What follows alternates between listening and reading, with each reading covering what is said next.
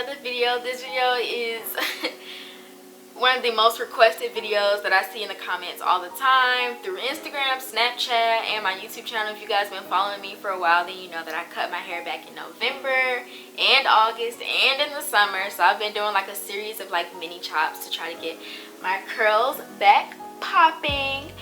And I just want to give you guys some tips of what I do to grow my hair so fast with and without vitamins, because I have taken hair supplements before. So I'm gonna just literally flat out tell you every single thing that I've done. It's so easy, 4 simple things. So I'm gonna list them. Low manipulation styles, and what I mean by that is any protective style that you like. So what I like is braid outs, twist outs, curly sleek ponytails, buns, you know, any of those things. I always gravitate towards those anyway because they just always work out for me and they're super easy to do.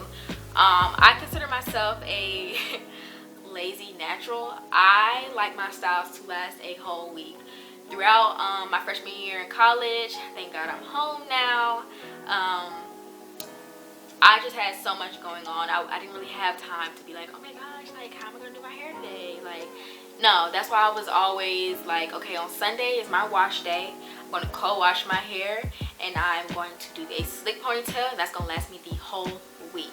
I incorporate my outfits, and if I'm going to a party that weekend, all of that, it has to be surrounded around that hairstyle. Now, if I want to change my hairstyle, I can, but usually I don't because I just get lazy and have too much going on. So, low manipulation styles are going to help you with not causing so much breakage, so you're retaining a lot of length and just save you time. Can't get back time, so that's one key. But no, the breakage part is like probably the most important part. It also kind of aids in like not getting so many single strand knots and split ends because you're not manipulating your hair so much. I just feel like manipulation to your hair too much, doing your hair every single day, doing too much to it, that's just causing breakage. You're losing length and you're causing damage to your hair. So that's the first tip. Co-washing is the second tip. I always tell people it's okay to splurge on shampoos for this specific reason, because I am co-washing so often. I like to co-wash every single Sunday or Saturday or whenever I do choose to redo my hair, and I shampoo once a month. Now, if you are working out a lot, sweating a lot, like in the summertime, I may shampoo twice a month because, you know, it's just so hot and humid. But for the most part, I will shampoo at the beginning of a month and co-wash the rest of that time frame of that month. I'm not one of those crazy naturals that's like, oh my gosh, like, I don't shampoo my hair, I only co-wash because shampoo strips your hair. Now granted, shampoo does strip your hair, but I do believe in removing product buildup. Like, healthy hair comes from a healthy scalp, a healthy, clean scalp. So it's so important to shampoo your hair. I don't care what anyone says. Do not be that person who does not shampoo your hair. Like, you need to clean your hair. That's hygiene. You need to shampoo your hair at some point. You don't want product buildup because it will show in your hairstyles. A lot of residue will be left on your hair, you know, over time if you do not shampoo, and it will show, and your hair won't really cooperate with you, won't curl a certain way. So you do have to shampoo your hair. And like I said, you can splurge on it because shampoo is going to last you a while because you're only using it that one time that month. So I would drop like $16 on a really good shampoo that is sulfate free, paraben free, silicone free, you know, any of those bad ingredients in shampoos. So that's one key tip that I always did. And after I do shampoo my hair, I always make sure that I deep condition. That is so important because, you know, you're already stripping your hair just from shampooing it, so you want to really make sure you incorporate deep conditioning in your routine, just for moisture purposes anyway, because you have curly hair, like it's dry, you need to moisturize your hair. And then the third tip is, well, I just covered it, deep conditioning. The last but not least, the fourth most important tip is no heat. Now, I know a lot of people like to straighten their hair. I like to straighten my hair occasionally. When I do straighten my hair, it's maybe 3 times out of a year. Now, right now, I'm doing the whole 1 year no heat challenge because my curls, you know, as you can see, it's coming back. So that's why I really want to do that and just give my hair a break, because I had so many straight pieces, and that's why I did a series of mini chops. So if you saw me in during the summer after my high school graduation, I cut my hair at home. That was a little chop. And then before I went to college, around August, I cut my hair again. So my hair is about like around this length. And then in my college dorm room, I cut it right here, so to my shoulders. And then I layered it up, so that's cutting up, you know, some more length off. So after that, my curls really started to grow in, and I just feel like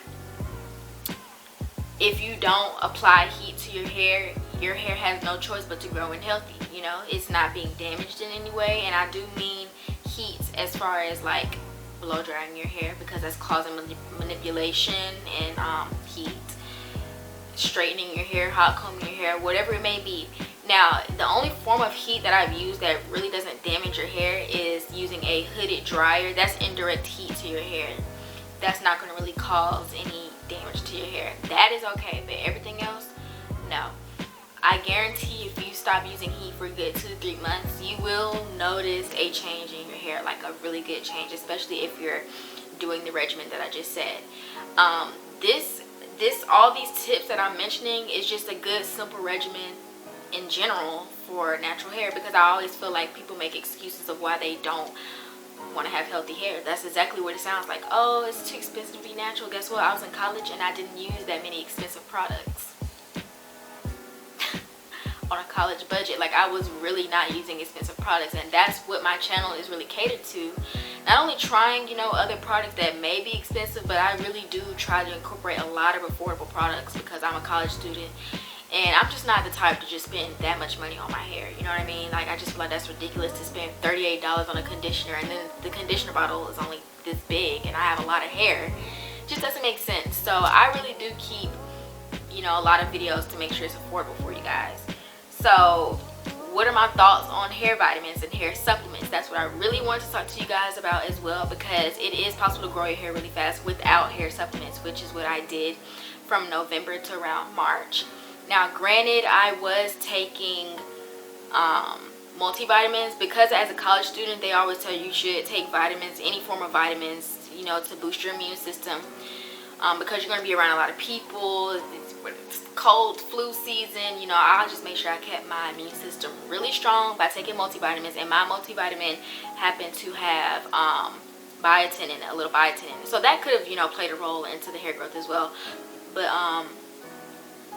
before that, I wasn't really taking any vitamins anyway, so, and my hair was able to grow just as fast. So that's why I said you really can grow it with and without hair supplements. Now, when it comes to hair supplements, any hair vitamin, I always tell people, do not get your body so immune to having those supplements all the time. You don't want it to be so in routine that your body goes into shock. That's how I've always thought about hair vitamins. I don't want my body to be so immune to that, and that's just the only way my hair will grow. No. I always tell people it's okay to take that one supplement that 1 year and then stop.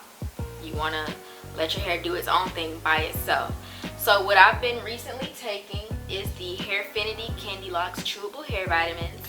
And I'm glad it's gummies. That's what I was really excited to tell you guys, because I suck at taking regular pills. I don't know what it is. Like, if it's a huge pill, I will literally cut it up into 3 little chunks and have to swallow it like that. So I'm always resorting towards gummies, and they taste really good. Now, the one thing that really stood out to me that I loved about this was the question that was on the information card that you're going to get when you purchase this. It's called, well, the question says, will Hairfinity cause my face to break out? Now, I am very sensitive to biotin. When I used to take it back in high school, when I decided to take like the hair, skin, and nails pills, it was straight biotin, which this is too. But with that one, I took 2 a day like it said on the bottle, and my face broke out so bad. Forehead, cheek, like everything was just breaking out, and it didn't even matter if I was taking a lot of water, my face was still breaking out. So the one thing I liked about this is it says a small percentage of people are sensitive to biotin, one of the ingredients, and can break out from taking it. For these people, it is best to take only 1 capsule a day for the first month until until their body becomes adjusted to it. So that's exactly what I've been doing, and as you can see, no blemishes in sight. So I think that's really good. Also, you know, make sure you're digesting a lot of water.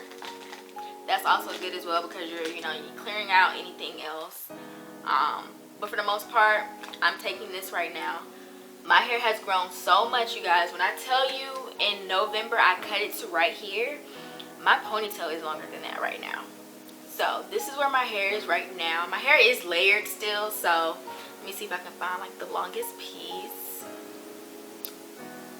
And my hair is down to here so far. And I haven't straightened it. Like I said, I'm doing the 1 year no heat challenge. So like I said, you don't have to have hair supplements for your hair to grow fast, but if you choose to do so, only take that 1 bottle and then stop. You do not want your body to get immune to it. Like, I cannot stress that enough.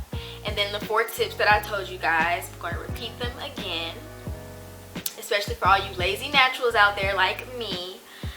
Low manipulation styles, again, your protective styles, co-washing, deep conditioning, and no heat for a while. So that no heat part is so important. I cannot stress that enough. I guarantee you will see a difference in your hair. So this is what I'm working with so far. My hair is really starting to grow, come back in healthy. My curls are coming back. I cannot be even more excited about that. I'm just so like happy with my hair right now. So that's really all the tips that I can give you. What else plays into a role with your hair? Genetics, like hair affinity. Hair pills are not going to change your texture. Whatever's growing out of your scalp is your hair texture, people. You have to accept it. That's the number one thing with natural hair. Accept your hair texture. Like, God made those strands to come out like that for a reason. That is a part of you. And yeah, so keep a simple regimen. That is the key to fast hair growth and hair growth in general, healthy hair growth in general.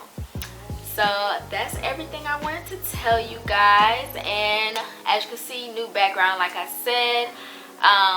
I will be coming out with another video of me talking about my freshman year of college, my experience, all that good stuff. So stay tuned for that video, and I'll talk to you guys in another video. Bye.